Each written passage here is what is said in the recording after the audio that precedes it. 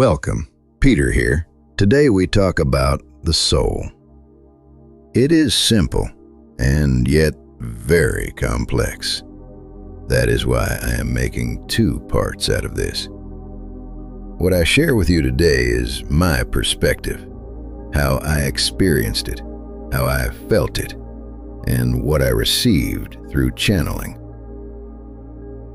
Every soul has its own vibration.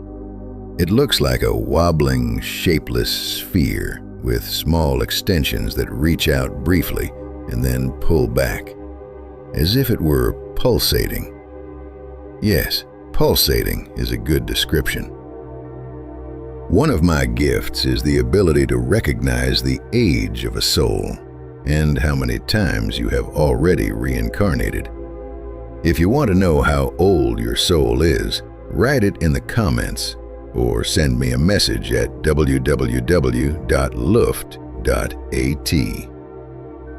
There will be a separate video about reincarnation, but let me put it simply.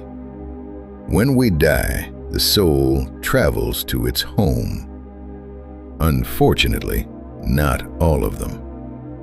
There are souls that are so shocked by a sudden death, an explosion, an accident, that they do not understand what happened. A part of the old consciousness holds them back, and sometimes it is souls who never believed in the existence of a soul at all, and who refuse to go into the light. Every incarnation works like this. Imagine a lifeless shell, a body without life. The soul is the battery. You are the vessel. The soul is the life, the energy that makes this body begin to grow. Why do we incarnate at all? It is about learning, experiencing, understanding, forgiving, crying. But difficult things, dark things, they are also part of life, and therefore part of learning. If you took a life in one incarnation, then in one of your next lives, the situation is exactly reversed. Once a rich life, then a poor one.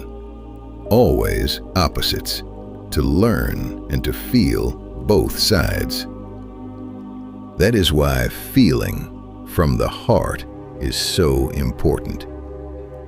Souls carry enormous knowledge since the very first incarnation, but they are not allowed to tell us directly.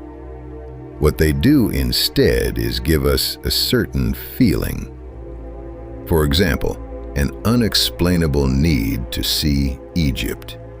That can, but does not have to, mean that your Egyptian soul aspect is active in this life.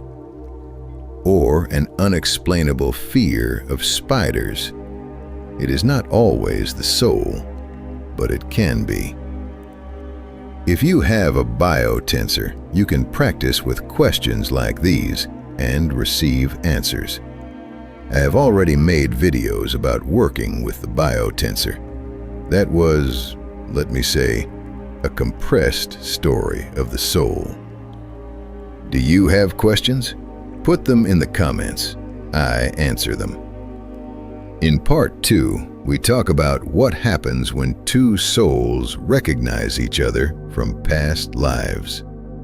I have experienced this myself, and it was painful. And how you can dissolve karmic connections, and much more. Until next Wednesday,